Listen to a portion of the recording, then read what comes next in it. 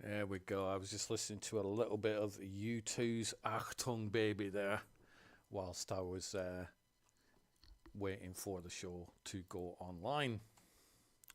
Now, for some reason, just bear with me now, for some reason, the clock on the software was saying like 2 minutes to 8, and the software on YouTube was 1 hour in front. So that's a bit of a weird one. So what I'm doing now is I'm just trying to find out, peeps, if I'm actually live. One would hope so.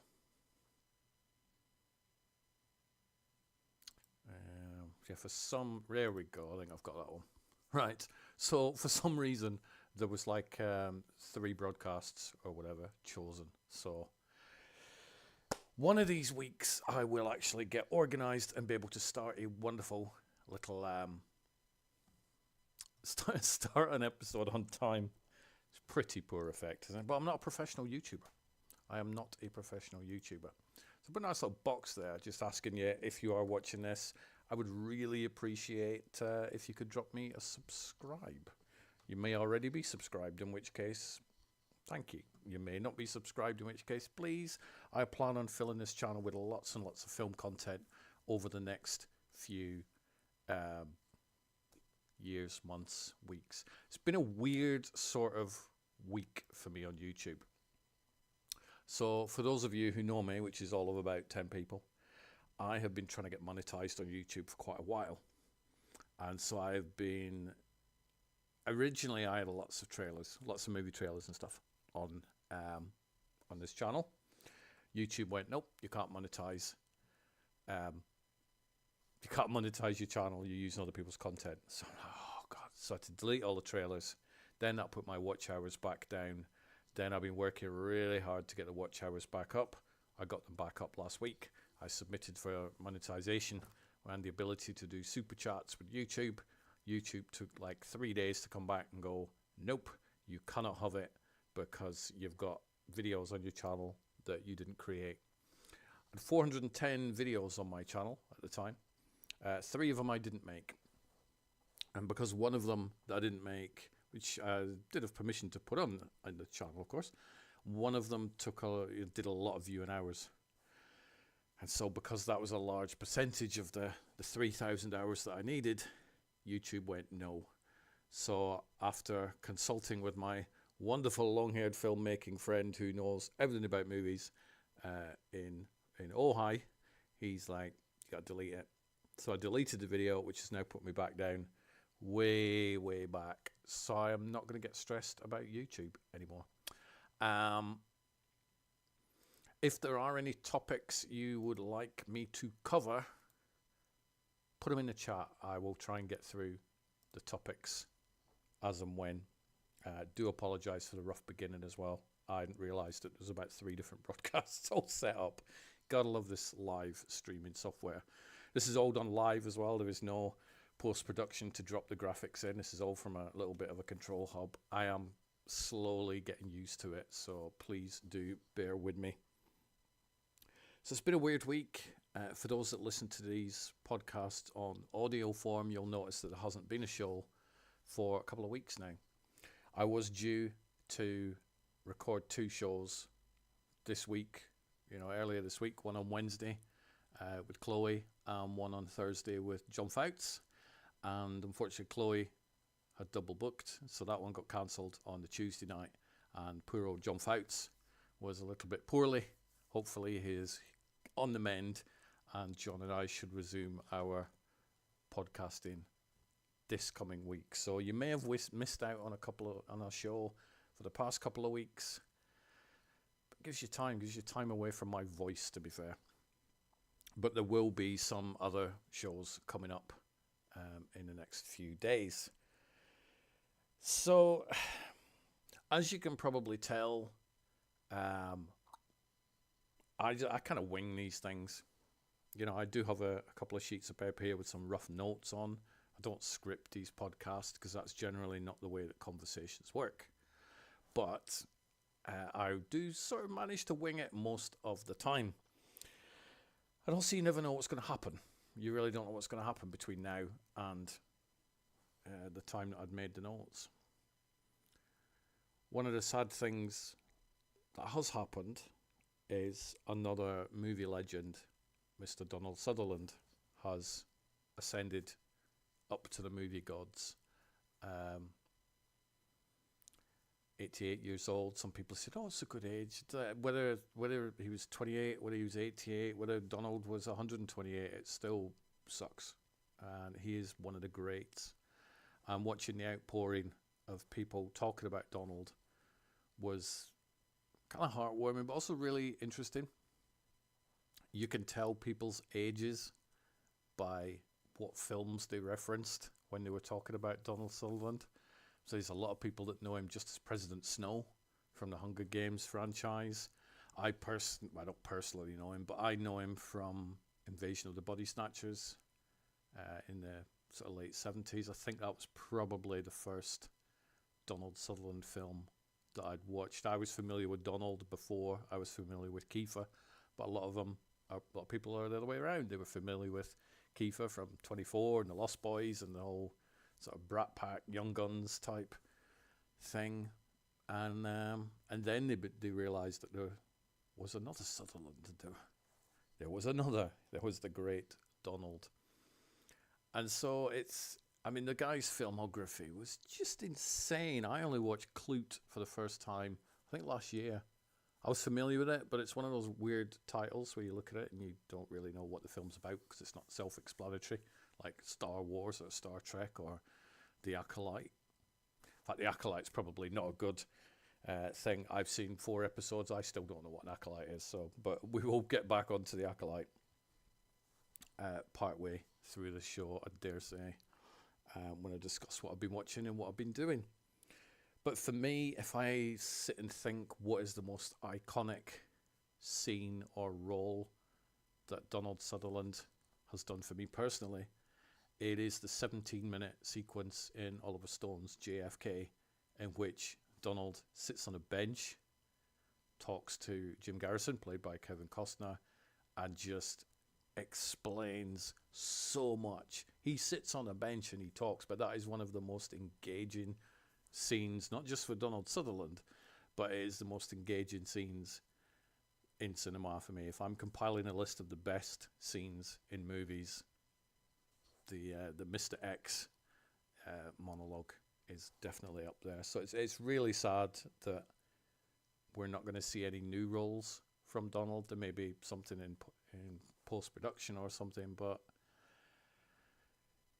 it's, the older us film fans get, the more we are seeing these legends depart to the movie gods. But just thank the movie gods that we have so many films to go back and watch. Pretty sure nobody listening to this, or if in fact nobody's listening to this, nobody listening to this has seen every single role that Donald Sutherland has done. I know I haven't. So there's a whole wealth of Donald films that I can go back and I can look at. But it's sad. It's very, very sad that we've lost Donald Sutherland. So rest in peace, Donald. You have most certainly earned it. I'm going to get a bit of video games out the way because I've actually finished another game, guys and girls. I finished another game. I probably finish maybe 1 or 2 games every year, so I'm not a huge video game player, but I picked up on digital probably like 3-4 years ago. I think I picked it up on the PS4, I believe. This game, Spider-Man, the first Spider-Man, and I've just finished the storyline only a couple of days ago. My God, was that hard. So I've now gone back in. I'm probably not going to do everything. There's a really horrible mission in the game where you've got to chase pigeons. And it's not just one pigeon. There seems to be quite a lot of pigeons. And it's like, life's too short for that. So I'm not going to bother finishing everything. But there are a few trophies that I'm pretty close to getting on the PS5. And I'm probably going to go after them. And then I'll tap out of the game. I also bought the trilogy of Batman games for the grand total of £6 for Arkham Asylum, Arkham City, and Arkham Knights. I've played the first two. I finished the first one way back when, I think on like, I don't know if it's the Xbox 360. It was an older console. Might have been the PS3 to be fair. And Arkham City I've done quite a lot of. And looking at Spider-Man, you go, yeah, it's kind of like just a Batman game. But I'm fine with that. I'm a very easy gamer. I'm just not a very good gamer. So I finished Spider-Man. Quite impressed. So my next game will be Batman. So I'm looking forward to that. So, right. Like I say, if anybody's got any topics at all, drop them in the comments. If you're listening to this while it's not going out live, and I'll pick them up for a future show. Please be gentle, guys. Don't ask me to give you a top 10 of Akira Kurosawa movies or something like that. Just fire topics at me. But I'll always come up with stuff to talk about anyway. One of the topics that I'm going to cover as my phone vibrating. Hopefully it's not somebody saying, by the way, I cannot hear your sound, because that really get on my nerves. There we go. That's the wonderful Mr. Neil Johnson. The topic that I am going to cover in this episode later on is this one. Is it fun being a film fan nowadays? So if you want to listen to me talking about what it's like from my side, then stick around and I will get to that. So, what have I watched? Do you want some film recommendations? Do you want some? Because, of course you do. Of course you do. The first one I'm going to give you is this one. Something in the Water. Now, looking at the poster, it's pretty self-explanatory. You've got 5 people at the top, big shark at the bottom, water in between. Film's called Something in the Water. You pretty much know what sort of film it is. And it is. 5 girls all meet up in the Dominican Republic to celebrate one of their up-and-coming weddings. One's getting married the day after. And they decide to try and reconcile 2 of the women who fell out with each other for something that is explained at the beginning of the film. They want to reconcile them, so they go and take a little boat and they drive out to this little deserted island and they try and play Cupid. Some of that works out, some of that doesn't, and then a big shark comes. You can see the shark. Look at that. You could point it there. There we go. There's a shark. Tickle its chin. So yeah, big shark comes. It is a shark movie. It delivers everything a shark movie needs to. It's one of the better shark movies. It's not quite as good as The Shallows, which is, not quite up there with Jaws, but it's pretty damn close. Shallows is a great shark movie. So if you do like shark movies, I would check out Something in the Water. Very, very good film. Very basic plot. Doesn't need to be anything beyond the basic plot. Put people in the water, put a shark in the water. Hopefully the shark doesn't eat all the people, from the people's point of view. Although, to be fair, in Something in the Water, there is 1 or 2 people in there who you're like, come on shark, get them, because they're annoying. Not because of the way the actresses play the roles, but just because of the characters. They're a little bit annoying in some places, and so, part of you does want the shark to get them. I'm not going to tell you whether the shark does get them or not, but, just to let you know what is coming. Now, a lot of people complain that it's no original films anymore, is there? They're all sequels and remakes and reboots. Not true. There are lots of original films. And I watched earlier this week a film that has jumped into my top 10 of the year. And it is this one. If. You've probably seen the trailer. The marketing was kind of all over the place. And by that I mean, there was marketing everywhere. Not all over the place in a messy way. And If stands for, there we go, I said it right the first time. Why am I redoing myself? Stands for Imaginary Friend. Ryan Reynolds he lives in a building. Of course he does. And Kaylee Fleming, who I hadn't realised is the same actress that plays Judith in The Walking Dead. She moves into the building. Her mum has passed away, many months before, might even be a year before. Her dad is ill. played by John Krasinski, who's also the director of this film. And Caitlin goes upstairs and sees this guy, not Ryan Reynolds, but sees Blue. Yes, he's purple. You know, go figure. There's a little bit of a joke as to why Blue is called Blue. And this is where we learn a little bit more about the imaginary friends. To say this film is charming is a huge understatement. To say it will have you laughing 1 minute and will have tears in your eyes and a lump in your throat the next minute, it's very true. It has one of the best scenes that I've seen in a film this year. I won't tell you what the scene is, but Tina Turner fans, you'll know it. And it's original, it's well made. Caitlin Fleming is amazing in the role. Ryan Reynolds, he is the main star, but this is Caitlin's film. It definitely is Caitlin's film. It's just, I don't know why more people didn't go to the cinema to see this. I don't get it, because if you look online, and I know I've talked previously about the internet getting too much credit. You know, we look online and we think, oh my God, the internet hates it, therefore this film sucks. No. I think the internet is just the loudest place. And it's not a good reflection of what the real world thinks, I wouldn't have thought. It's just my opinion. I wish If had made more money.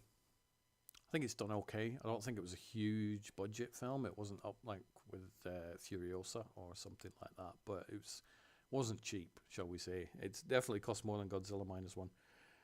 And it cleared, I can't remember what the total is, 140 million, 120 million, something like that. So it's done okay. I hope it does really well on video on demand. I hope it does really well on physical media, if in fact it gets a physical media release. I hope it does. But if you're one of those people that thinks there's no original films, everything's just a remake or a reboot or a sequel or a prequel or whatever it is, check out If. It is an absolutely charming movie that I do highly recommend. So this is where I go down to my notes now. Now, some of these films I haven't got graphics for, so bear with me. I didn't really want to have a whole list of about 50 or 60 different graphics. So I've talked about If, I've talked about Something in the Water. 3 films that I have watched that I have neglected to find the graphics for. Annette and I are going through all the Pixar movies. We started at Toy Story. Well, actually, we started at the shorts before, which I think was like Luxo Jr. or Tin Toy or whatever it was. But we did them in order when we did have Disney Plus. And so we're watching them all, chronological order. We've got 2 left. Well, technically 3, because Inside Out 2 is now out in the cinema, but that's not hit home release yet, so 2 for now. And this week we watched Lightyear, which is the movie based on the real toy, if that makes sense. So just to get a little bit confusing, we've all seen Toy Story 1, 2, 3, or 4. 5 is coming. We know that Lightyear's in it. Lightyear is a toy. The movie Lightyear is the real thing based on whatever it is, and then they made a toy out of it. So it's very confusing. It is animated. I wasn't totally sure if it was live action at one point. Who knows? Because I hadn't seen it. We'd heard it was really bad. We'd heard it was rough. We heard the first 30 minutes were quite good, but then it just nosedives. So we went into it thinking, well, we've had a good run, us and Pixar. We've watched a lot of, really good films. We've watched a lot of good films, and we've seen some that were just pretty good, like Luca and Coco was really good. The Cars 2 and 3 were okay, but we haven't seen a Pixar film that's been didn't like that one. And so we were expecting that this was it. We got so close to the finish line with our Pixar marathon, and Lightyear was going to be the film that just derailed it all. And we were both pleasantly surprised. We both enjoyed Lightyear. Is it the best Pixar's ever done? No. Is it a bad film? No, I don't think it is. And once again, this slots into either I'm disconnected or we're disconnected with the audience, the internet film fans, or we're just easier to please. I suspect it's probably a bit of both, to be honest. But we enjoyed Lightyear. I think it's a fun film. I think it's well made. The animation's fine. The voice acting's fine. The storyline's fine. I had no issue at all with. I've just received a message from the wonderful John Fout saying thanks for checking up on me. I can't read your full message yet, John, because that'd be really ignorant because I'm on a podcast. But I will read that after I have finished the show. But if you sent me a message, it means you're still alive, dude. So that's good. So I can podcast next week. But yeah, I'm glad to. Hope it looks like you're okay anyway. So yes, Lightyear. I would recommend it. So if you're put off because you've heard people bitching about it, don't be put off by people bitching about it. Watch it yourself. The next film I watched was one I missed at the time. And it's the Sean Baker film, The Florida Project, which pretty much the only face I recognised in the film was Willem Dafoe, which is the main reason I wanted to watch it. I do like Willem.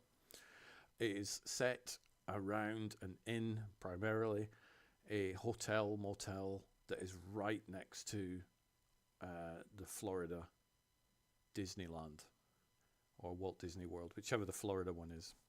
And it's just about the kids and the occupants of this cheap motel, which is $38 a night.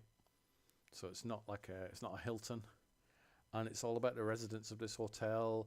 Willem Dafoe plays the caretaker of the motel, or which one it is. I suspect it's a motel. And that's it. It feels part documentary, part dramatized movie, but it kind of works. It's the kids who play the main roles because it's sort of from the focus of the children there. They're great. They're, rowdy little kids that keep. At one point, I think we're introduced to some of them because they're spitting on a passers-by car. So they're not friendly kids or whatever, but nor are they throwing steel boomerangs like the feral kid in Mad Max Road Warrior. But I enjoyed The Florida Project. It is a film that I've been meaning to watch for ages, and I just saw it on one of the TV channels and thought I'm going to sit down and I will tick it off my list. The next film I watched was another one that I'm trying to play catch up. I feel like I'm going to die in 6 months, so that way I'm like, I need to watch all these films that I've not got around to watching yet. I'm kidding about the death thing, by the way. The next film is Richard Jewell, which I think is from like 2017, 2019, one of those 2 years.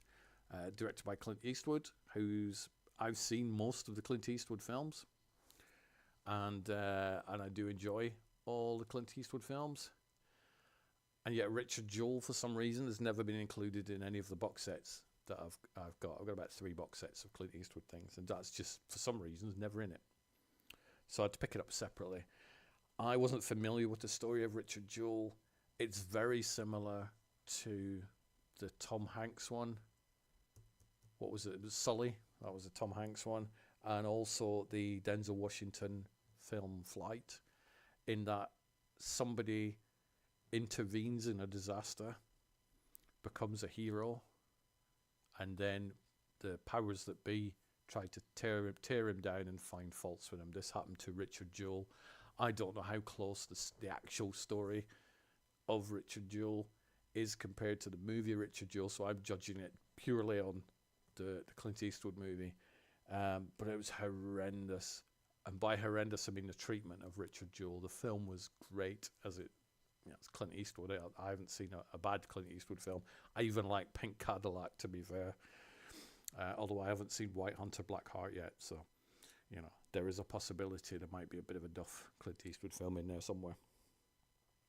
Richard Jewell is a really good film. Part biopic, I guess, where it's a slice of life. So we are dropped into Richard Jewell's life. He intervenes in a bombing, saves a lot of lives. A couple of people do lose their lives. A bunch of people are injured. So, but it would have been a lot worse had Richard Jewell not intervened, and then the powers that be go, maybe Richard Jewell was involved, maybe he was doing this for attention and he was the bomber. So there the plot thickens. Really good film if you've not checked it out. And the final film that I have seen that I have caught up with is Winter's Bone. This was the film that I believe got Jennifer Lawrence the Hunger Games, the role of Katniss Everdeen, and I can see why. She is really, really good in Winter's Bone. It's set in the I'm going to say Missouri Ozarks. If I've got that wrong, then don't go mad at me. But it's set in the Ozarks, and it's very bleak. I mean, wherever Winter's Bone is, I don't want to go there because it just looks cold, windy, miserable. It's very saturated color. Everybody's sort of just battling to survive, but it's such a good movie. Jennifer Lawrence is trying to raise her young brother and young sister because the mum is on non-compos mentis. She's not well, on medication, totally out of it. The dad has run off, but before the dad ran off, he got himself into some trouble, and he signed over the mortgage or the ownership of the house and attached that to his bail bond. So if Jennifer Lawrence doesn't track down her father, then they're all out on their butts within a week. So it is a film about Jennifer Lawrence's character trying to track down his dad. And to say that the neighbours and the people in the town are helpful would be a lie. They're not. They're all pretty much, we don't want to get involved, shut up, keep your nose out. But obviously Jennifer Lawrence can't do that because she needs to try and keep the home safe and not end up homeless a week from now. Very, very good film. Dale Dickey's in the film. She is just terrifying in this movie. She's such a good actress, but this is probably one of her better roles. Not that she's done any less better roles, but this is, you're writing a list of Dale Dickey roles that you think, oh my God, you got to watch that one. Then Winter's Bone is most definitely that one. TV-wise, we're getting onto some TV. Right, shall we get the divisive one out of the way? This one here. There we go. The wonderful. I don't say it's wonderful. It's okay. I am still enjoying The Acolyte. Right, now by that, is it the best Star Wars has ever been? No, it isn't. And I'm not going to say it is. Am I enjoying it and am I entertained by these first 4 episodes? Yes, I am indeed entertained by these 4 episodes. To say it's divisive is a huge understatement. And it's one of those years, I think, where, to be fair, every year is turning into one of these years, isn't it? Doctor Who has suffered the same thing, where some people like it, some people don't. If you go online, it seems that most people don't like it, but that's not really reflective of the viewing figures, because everybody who says I'm not going to watch it comes back next week so they can watch it again, so they can carry on complaining about it again and telling everybody that the show is dead and nobody's watching it. Bit of a paradox. The Acolyte is the same. Certainly from episode 3, I've seen a lot of people who were like, I'm done, I'm not watching it, this is the worst thing ever, Star Wars is dead. And yet episode 4 aired, and I saw those same people going, Star Wars is dead, it's ridiculous, why nobody's watching it? Well, you are, so I don't quite know what the hell is going on that. This coming Wednesday, so this has been recorded Sunday the 23rd, so a few days from now, like 4 days from now, I'm going to be recording a special video about my thoughts on The Acolyte. The reason I am saving it until then is because that's when episode 5 will drop, so I might as well try and surf the Acolyte wave and talk about as much of the content as I can do, rather than do an episode before the new one airs. Makes no sense. So do watch for that on the YouTube thing. I will go through some of the mistakes I think the Acolyte is making. And I will also talk about what I personally like in the Acolyte. I'm going to try and rewatch the first 4 episodes again in advance of the episode 5. So yeah, keep an eye on this YouTube channel for the I'm not quite sure what I'm going to call it yet, but it'll definitely have Acolyte in the title. It'll possibly be something like, I don't know, mistakes the Acolyte has made, or is this the worst Star Wars has ever been? That was one of my original titles, so that is what I'm going to cover on that one. But I like Star Wars. I think the Acolyte's fine. I was on a podcast on Thursday night.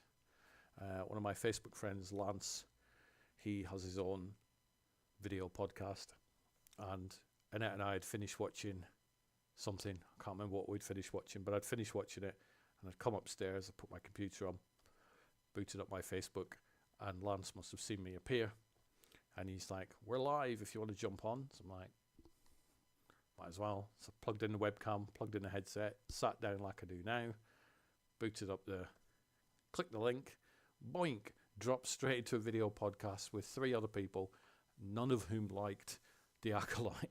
So I think I held my own. I think I did.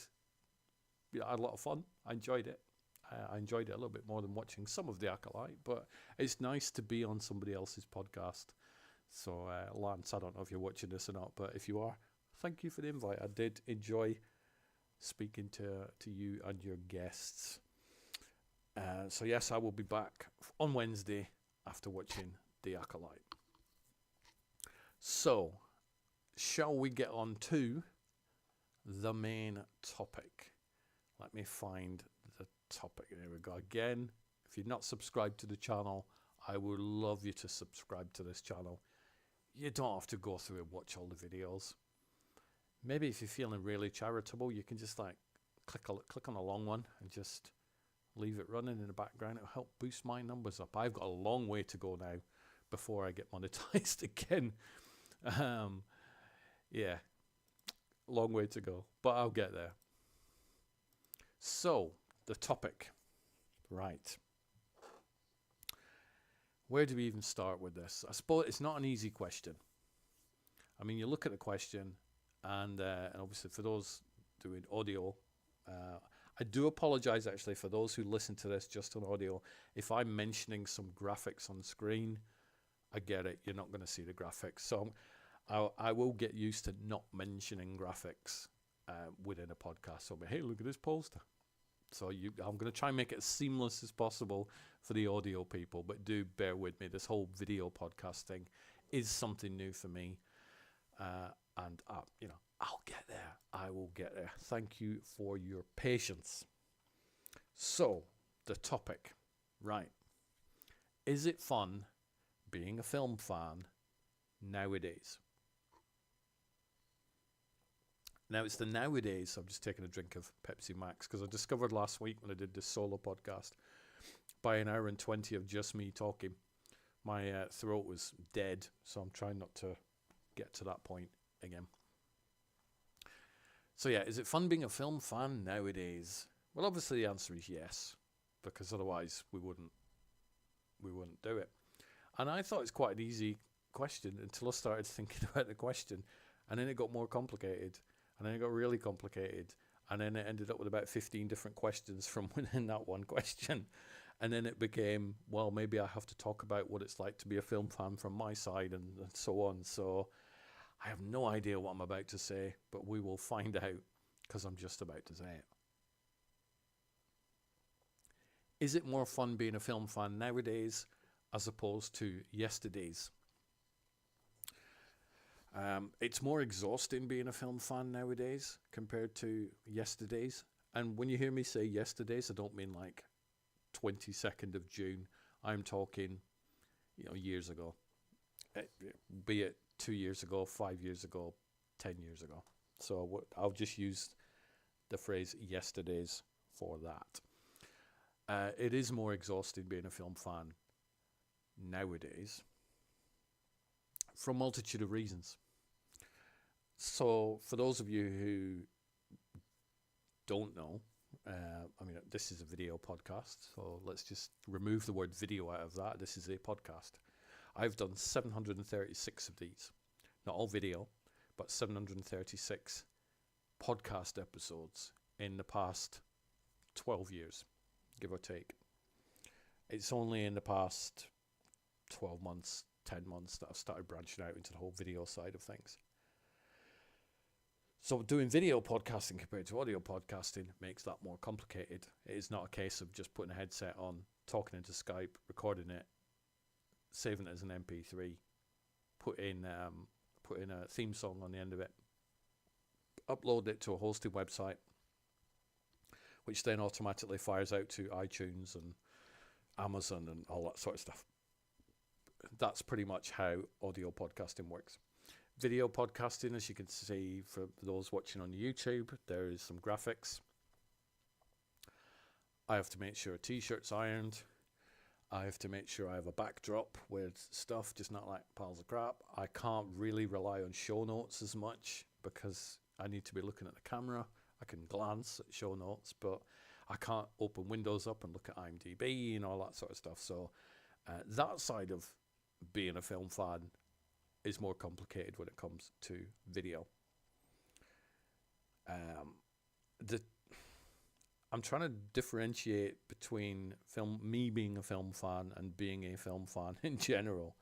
I will probably splinter off into some of those and then find my way home and join them back up.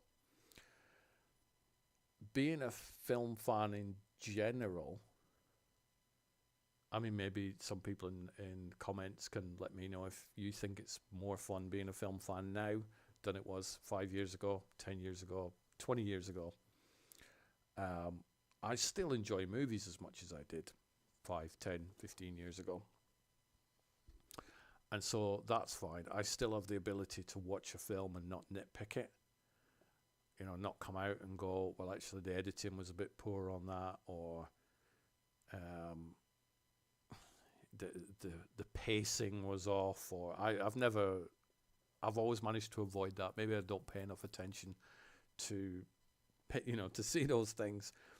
But I go into a film, hopefully I'm engaged by the story, the performance, the set design, the music, the actual ingredients of a movie. If it entertains me, it's fine.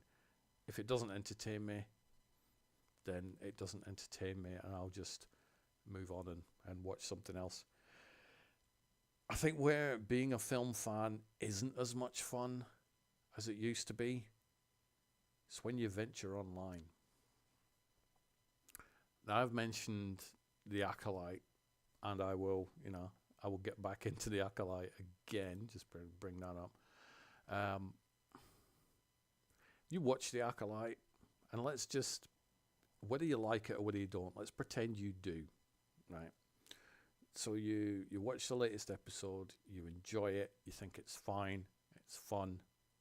You go online and you're telling people, hey, I just watched The Acolyte. I thought it was great. I had lots of fun. I thought these dancing witches were awesome. And then you could potentially get a tirade of abuse from people telling you that you're wrong. I've had that. You're wrong. You didn't like it. I did like it. No, you didn't. How can you like it? What's wrong with you? Well, I liked it. It's fine. I've seen Caravan of Courage, A Battle for Endor. Trust me, I know what crap Star Wars looks like. Somewhere I've just annoyed Rob. And so does that. So that was something that never existed really as a kid growing up for me. I can't imagine going to the cinema and watching Jaws 3D, which I did back in 82, 83, one of those two, coming out and then going, to be fair, I quite like Jaws 3, but coming out and then running up to a bunch of strangers going, hey, I need to tell you about Jaws 3, it's terrible, and then running off. And then if they're like, well, I saw it, I quite liked it. No, you're wrong, it's terrible. Let me tell you why it's terrible. And that seems to be what it's like online nowadays, and that can be quite exhausting. There is an easy solution to that, which Fraser and I promised each other we would do, and for the most, I think we've done it. We haven't got a 100% success rate. I'm sure Fraser will agree to that. But we had vowed not to engage with the trolls. Now, a troll isn't just somebody that doesn't like what you like. That would be crazy. You know, did you like The Acolyte? No, you're a troll. Doesn't work like that. But some of the really nitpicky stuff that you see, Fraser's seen it with his love of the Doctor Who franchise. I've seen it with Acolyte and Madam Web. I enjoyed Madam Web, but thought it was fine. Best film ever? Nope. Top 10 material? Nope. Did it entertain me for a couple of hours? It did. So I am fine with that. But I've had people who came at me for that one, saying it's terrible. I'm like, why is it terrible? And they went, watch it and find out. It's like, I've already seen it. Now you should know then. Just give up. Those are the trolls. Those are the trolls who clearly are just trying to bait you. And the easy thing, Fraser and I, like I said, we decided we were going to try it. Just don't engage with them. Don't do it. If you see somebody who you know is a troll, just stay out of the way. Don't engage with them. It's not that easy though, is it really? It's really, how long can you bite your tongue for before you go, no, I've got to reply with a comment? Because they're just talking crap now. And I know that Fraser and I have cracked a couple of times. Him for Doctor Who and Ghostbusters, me for The Acolyte, Madam Web. So do not engage with them. That's the easiest thing. It's just not easy. It's just not easy. The easy thing would be to not go online as much, and that's something I am seriously pondering. But I know I won't do it. I'll still go on there. So with regards to the internet makes being a film fan a little bit less fun. Yes, you can mix with people who like the same things that you do, but that's not as much fun as actually being in the same room and go, oh my God, did you like that bit when, do you know, like when the Ghostbusters were ghostbusting in that last film? Because there were ghosts being busted in that film, despite what some people said, no ghostbusting in it. The version I saw did have ghostbusting in it. It's online. It's not fun, so that takes some of the enjoyment away a little bit. For me, I'll get back to me again. What makes being a film fan not as much fun as it used to be? It's two things. I wish I could say it was one, because then I'd get the whole sentence out and I would know what I'm doing. Keep going off on tangents. For me, it's time. There's not enough of it. There really is not enough time. Is because each film that you watch, and I'm not going on about The Irishman or Killers of the Flower Moon or stuff like that. I'm talking about just general movies. So let's just say, for example, all films are 100 minutes, right? I wish all films were 100 minutes, but they're not. But for the sake of argument, let's say they were. So I run a website, I have this podcast, I have my social media feeds.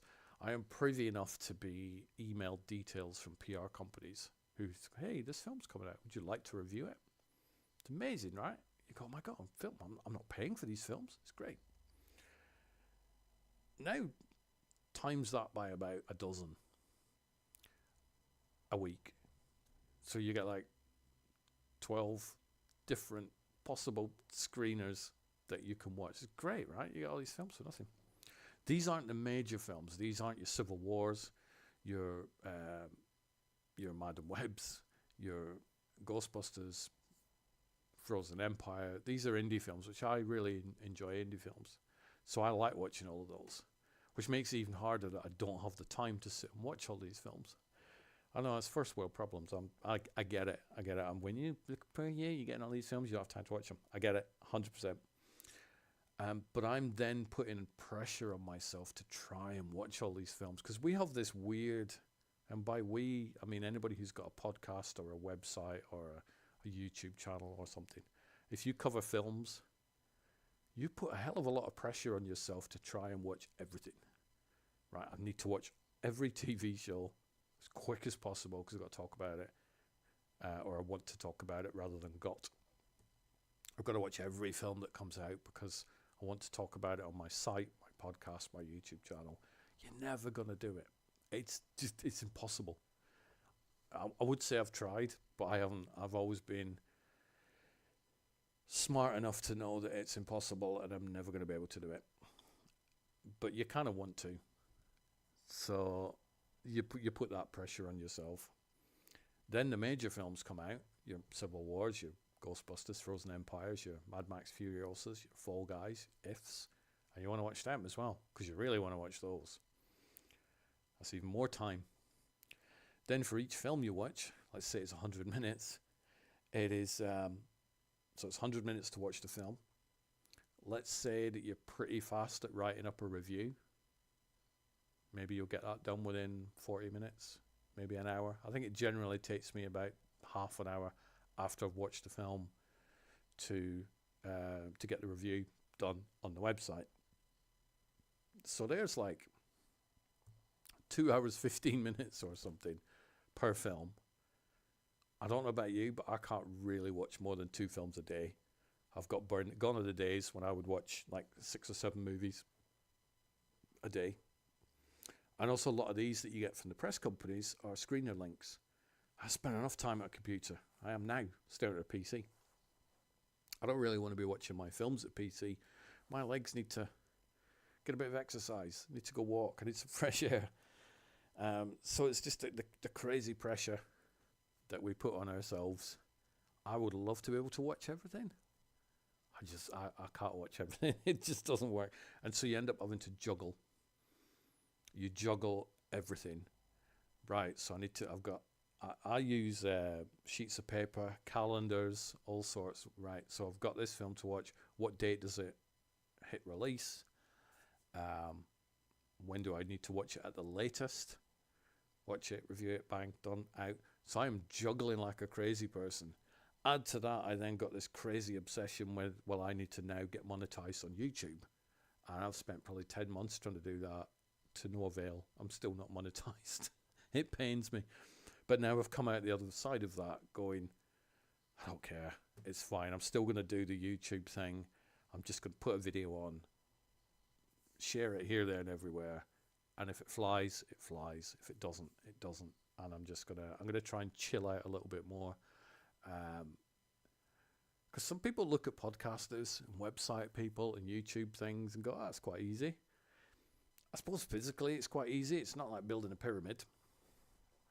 But it takes a hell of a lot of time, a hell of a lot of mental energy, and a lot of pieces of paper kicking around, and you're prioritizing things, and you're checking multiple social media platforms.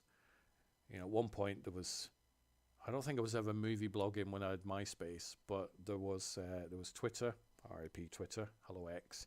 There was Twitter, Facebook, Instagram, then came Threads, then came Blue Sky, TikTok, and updating multiple platforms, checking multiple platforms, fending off PR, emails, putting articles together. It sounds like I'm whinging, and I'm not. I'm certainly not, because at the end of the day, I could literally just turn around now and go, kind of done. I'm done. I'm just going to watch movies and then just, get a puppy or something and just tell the puppy all about it. So I do enjoy what I do, but sometimes it's very, very exhausting. Very, very exhausting. And so that was why this year I decided, and this was something I decided last year for this year, I want to watch more older films. So things that I haven't seen for ages. So you'll have heard me on previous episodes talking about rewatching things like Mad Max Beyond Thunderdome. I'm partway through rewatching Scarface, which is a film that I love, which I shall get back onto that one in a minute. Rather unusual thing about the Scarface DVD, which I hadn't noticed, but now I have noticed. I have this amazing Warner Brothers 30 anniversary box set, which has got 30 movies in it. They're all 4K. There's things like 2001, East of Eden, Wizard of Oz, The Shining, Blade Runner. I watched Blade Runner in 4K last week. My God, that looks amazing in 4K. How can a film from 1982 look better than a film from 2010? I don't know, but it does. So, yeah, check out Blade Runner in 4K if you can. So yeah, so I could turn around and go, yeah, I'm kind of done. I don't want to do it anymore. But I'm not going to, because I like what I do. How do I cope with all this self-imposed pressure that I keep putting on myself for everything? I don't, to be fair. No, what I do is Monday to Friday, I try and catch up with whatever I'm catching up on. Saturday and Sunday, I have started doing this thing that I call resetting the clock. So Saturday and Sunday, I mean, this is Sunday when I'm recording this, so I am actually doing something, but this was planned. Saturday, I didn't really do too much. Check Twitter, checked Facebook, etc. Did a couple of website articles as they came in. But I used those 2 days to just go, right, how have I done in the past week? And what am I going to do next week, in the coming week? So at the minute, I've probably got a podcast with John Fouts. Fingers crossed. Hopefully, John. Hopefully, you're all better. I don't have one with Chloe until the first week of July, so that's fine. I've got a film to review. I've just realised I've got a film to review for tomorrow, so I guess I know what I'm doing after. I guess after I've done this, or when I get up in the morning, probably more than likely that. And then I will just sit there with a sheet of paper and I will block out Monday, Tuesday, Wednesday, Thursday, Friday. So I'd mentioned YouTube. I've removed a lot of content from my YouTube channel and ported it over to a new YouTube channel that is just solely travel and vacation stuff, because the YouTube algorithm was getting confused. Is it a film channel? Is it a travel channel? We don't know what. So it wasn't recommending as many people to my channel as possible. Obviously, by moving the travel stuff over, that has then plummeted my viewing numbers for my main channel, and so I need to get those back up. But the new channel, I think it's the From Page to Screen Travelogue. So if you're interested in watching some of my travel footage over the years, there is a new YouTube channel for that. That's one of those channels I've put over there, and it'll do what it does. I'm not putting too much work into it, other than just any travel content that I film will just go on that channel and people can watch it if they wish. My main focus is still this channel to try and get the film related one up. So you'll see that other than probably about 98% of the videos on this particular YouTube channel, the From Page to Screen media channel, is film related, it's podcast, it's interviews, it's the Experience in Comic-Con documentary. So if you've not seen that, do watch that. That is fascinating. A lot of Grimfest interviews and bits and pieces. So it is pretty much film orientated. So that's what it's like for me being a film fan nowadays with regards to the From Page to Screen type stuff. Being a film fan away from the website, the podcast, the social media account, I'm kind of still the same. I don't enjoy seeing all the toxicity, and with quite a few films this year and TV shows, I would see a lot of people complaining. So let's use Ghostbusters Frozen Empire as an example. There was a lot of people really laying into that with their anti-woke fists or whatever, and I watched the film, and then I thought, well, what did they watch? Because the things that they're complaining about, I either didn't pick up on them because they were minute enough that it didn't bother me, or that what the trolls had done, or the anti-wokey people or whatever, they'd seen something, twisted it into a shape like some sort of out of pattern Rubik's Cube, and went, haha, this is what the film's really trying to say. And it's just so that whole side of things is bad, because it wasn't something that existed when I was a kid. You didn't have lengty conversations in the playground about, well, actually, I think Indiana Jones and the Temple of Doom is a bit too progressive, and there's diversity and the pacing and the editing. There was none of that. People went in, they watched the film, they came out. I always use the Cat from Outer Space argument. I went to see the Cat from Outer Space when I was 7. Came out, it's great. I didn't go, well, actually, that's not really possible, because how does the cat wash itself with a helmet on and all that stuff? It's a movie. It's about Cat from Outer Space. Get a grip. And so a lot of things are like that, where just, I've seen people really bent out of shape for days now about The Acolyte. It's a Star Wars show. For the love of God, it's not real. And I love Star Wars, so don't come at me going, you're not a true fan. I am. I was there when the first one came out. I've grown up with Star Wars ever since. So I do get it. I enjoy Star Wars. Some's better than others. Some is not as good as some others. But that happens with everything. Not everything can be amazing. Because if everything was amazing, then nothing would be amazing. Because the benchmark for normality would be amazing. So you'd have to be like amazing cubed to be even more impressive. So yeah, with regards to that, if it's an easy answer, or if it's an easy question, if you're asking for a yes or a no, is it fun being a film fan nowadays? I'm going to rephrase the question. Is it more fun being a film fan nowadays than it was years ago? I think it's just different. I think years ago, I didn't have long conversations until I started the podcast. I would never jump on and have conversations for like an hour about Close Encounters like I did with Neil Johnson a few months back. Another video, it's on YouTube.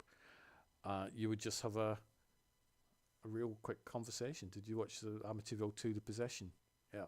Better than the first one, wasn't it? Yeah. What a scary film. Yeah. You seen the third one? No. That's pretty much it. That's what it was like being a film fan back in the 80s. It wasn't really in depth. The only in-depth conversations that you had were the conversations you didn't have. They were ones that were in the newspapers.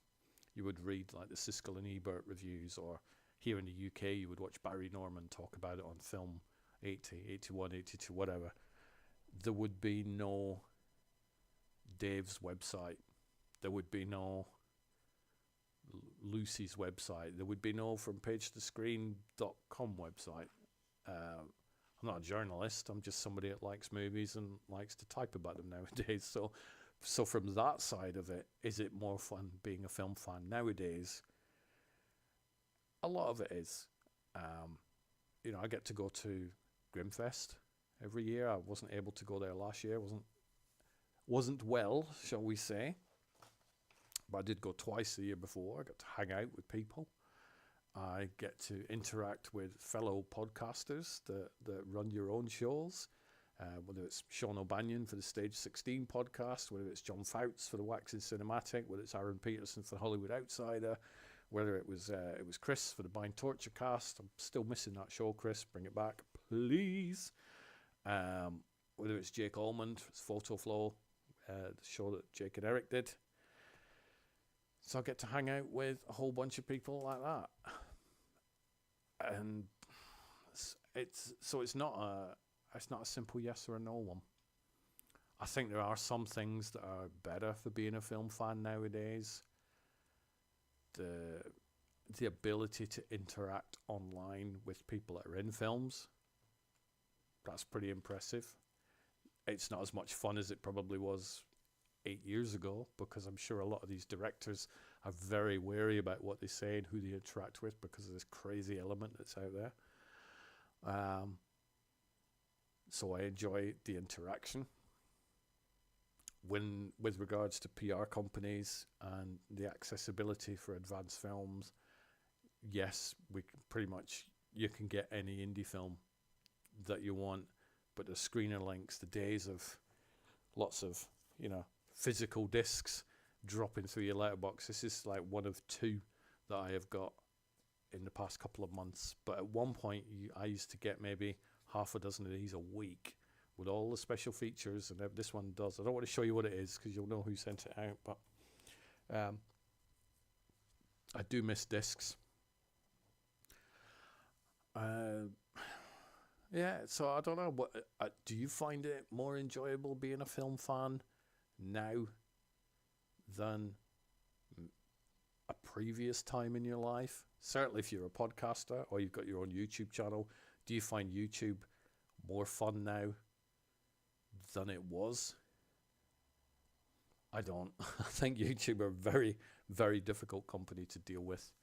And my only solution to not mentally collapse over all that is to just go, I'll put the content on and then just walk away, and then hopefully it'll do quite well, which is exactly what I'm going to do with this episode. It'll be like, right, it goes online, I'm off, I'm going to go watch like an old classic film. I'm feeling the need to watch East of Eden. I don't know why. I was chatting with Stu Miller the other week, and I was saying, how often do we watch our favourite films? You know, we've all got them. I've got a top 200 list now of my favourite films ever.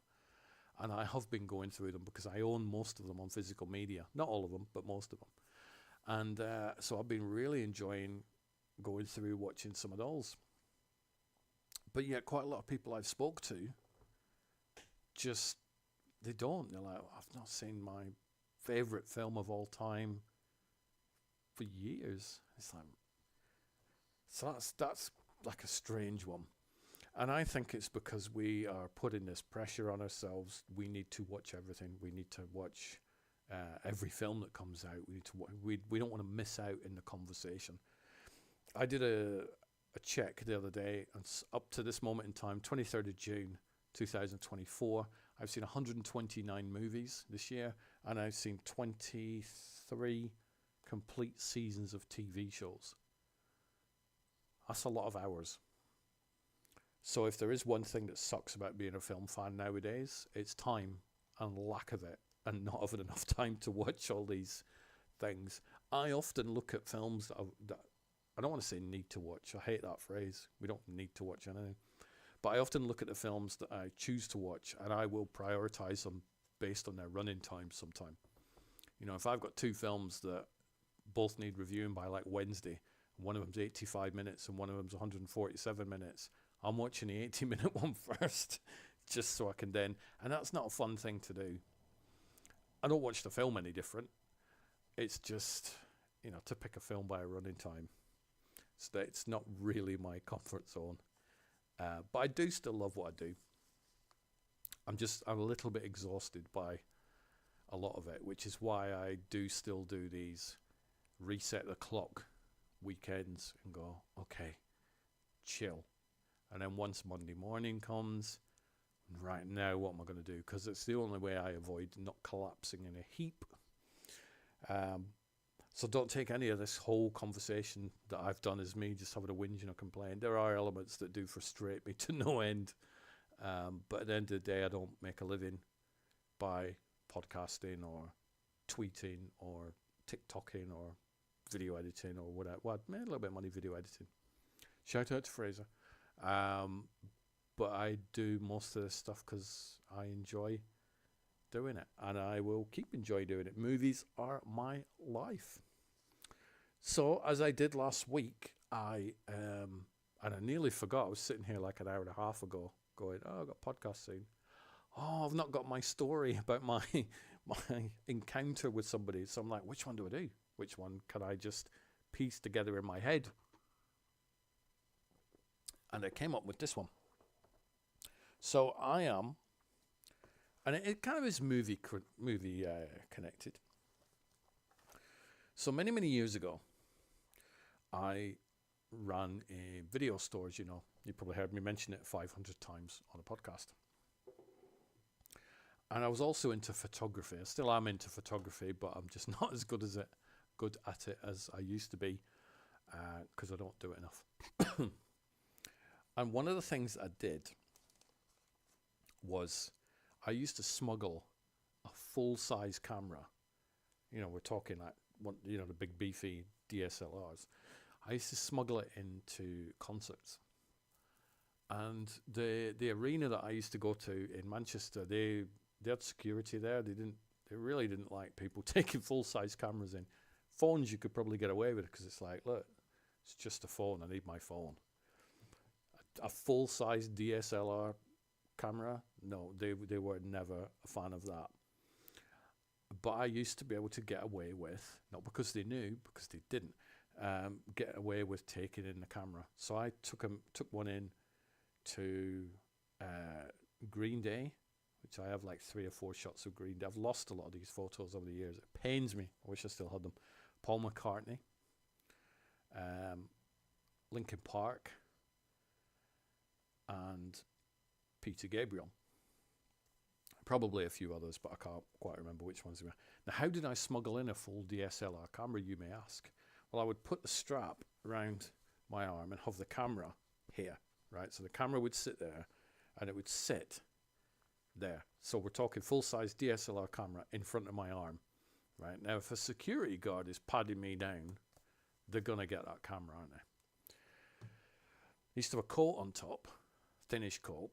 So what I would do is I would raise up my arm before I got into the arena, and the camera would be round the back. So hunchback time. So you wouldn't be able to tell, something like that. So you go up to security, and then you go, just need to check you for bottles and stuff. You're not a problem. And he's like that. Do this, the hands up, right? Do that way. Okay. Pad me down. And then when they would go around the back, I'd lift my arm up, flip the camera around to the front, and they would pad me down the back, and they go, that's all clear, done. In you go. I did that maybe 4 or 5 times, never got caught. The one time I did get caught was Green Day, and they went straight to the camera. I'm like, shit. So they were, you're not allowed to take that in. But I had the foresight, spider sense, to beforehand take all the batteries out. So I said, no, we've just been out in Manchester for the day. My weird accent kind of makes me sound a bit touristy, so I can kind of get away with that. And so we've just been out. There's no batteries in it anyway. Oh, you're fine. Into the arena, into our seats, batteries going, lots of photos of Green Day. So one of the gigs I went to was Peter Gabriel. And I paid quite a bit of money for priority tickets through Peter Gabriel's Real World record company. They were doing this charity thing, and it was something for all the money was going to go to Amnesty International or something like that. So I would be swapping emails with somebody at Real World, and yeah, here we go, I'll bid this. It was about £200 I think I paid for a ticket for a Peter Gabriel gig. And this is like early 2000s. I mean, 200 quid for a concert ticket now is expensive, but back then it was like, it's pretty pricey. But it's Peter Gabriel, and he didn't tour very often. And so I went into the concert with the camera, did the camera thing, fine, got away with it. I'm like 3 rows back from the stage. Now, if you've seen a Peter Gabriel show, whether it's on DVD, Blu-ray, or online, very visual. Got, Zorg balls and what do you call them? Them bikey thing. I can't remember the things. Something Trons or whatever they call them. Them thing you go around, he's cycling, and it's very visual and lots of stage props. And so there was one of Peter Gabriel's staff members was wandering around. She walked over to the guy right in front of me before the show, and the guy turned around and he'd asked a question or something. I can't remember what it was, but that made me realise, oh, she's one of Peter Gabriel's staff members. So I said, oh, can I just borrow you a second? Yes, how's that? I said, obviously I'm not going to publish them or anything, but am I okay to take photos, with this camera? Oh, no. She wasn't horrible about it. She's like, no, not really. Okay. But I'm 3 rows back from a Peter Gabriel gig that I've paid £200 for. So I spent the next couple of hours taking lots and lots of photos. I have loads of them. I've got some really cool shots of Peter Gabriel. And a friend of mine, he had a contact at Real World. And so he said, I'll try and get his autograph if you want. That'd be amazing. Peter Gabriel's autograph. Oh, it'd be fantastic. And so he wrote off, and I still have a copy of the letter, but I'm not going to show you the letter because it has his house address on it. But I think months later, this showed up. Look at that. To Stuart. Hello. Many good wishes, Peter Gabriel. How cool is that? So I ended up with a signed Peter Gabriel photo. But the cooler thing is that not only did my wonderful friend, who I won't name because I don't want to get him into trouble, not only did he write off to Peter to try and get me the signed picture, he also sent off one of the pictures that I took. So I actually took this photo of Peter Gabriel, to which Peter Gabriel has signed it. So Peter Gabriel has signed a photo that I took that I wasn't supposed to take, and now it sits in my wonderful collection of geek items. So that was the story that I decided to choose this week for you. I will make sure that I prep a little bit better for next week. But I just thought, you know what, that's quite a nice photo to share, which basically is a really long way of saying sometimes you just got to take some risks and hope for the best. You know, you're told you're not allowed to take some pictures. Go for it anyway. You may get thrown out of the arena, but you might end up one day getting the person who you photographed to sign the photo. There's been a few instances of that. But next week I will find a more movie-related topic for you. Although to be fair, Peter Gabriel has done quite a lot for films, whether it's Strange Days, whether it's Babe, whether it's The Last Temptation of Christ. So he is movie-related. So we'll let him have it. I hope that you've enjoyed this somewhat disjointed podcast episode. I am still getting used to the whole YouTube live type thing. I noticed that nobody appeared in the chat, but that's fine. I really don't mind. This is probably a good way for me to just test to see if I'm able to do these live shows without stumbling on my arse every 30 seconds, and whether I can be a little bit entertaining for you lot as well. What's the best thing you've watched this week? I would like to know what films you would recommend, and how is your top 10 list of 2024 coming along?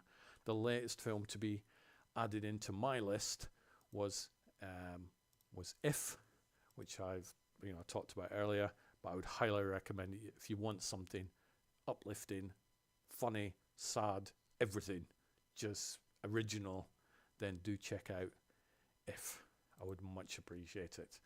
I do hope you have a really good week. I hope you're having a good weekend. I look forward to doing some more podcasts with some co-hosts, hopefully John Fouts later on in the week. And just thanks for listening, and take care. And I'm going to get out of here. I'm going to go find some old crusty film to watch. I'll let you know what I watched next week. I will be back at 8 o'clock UK time on Sunday evening. Bye-bye.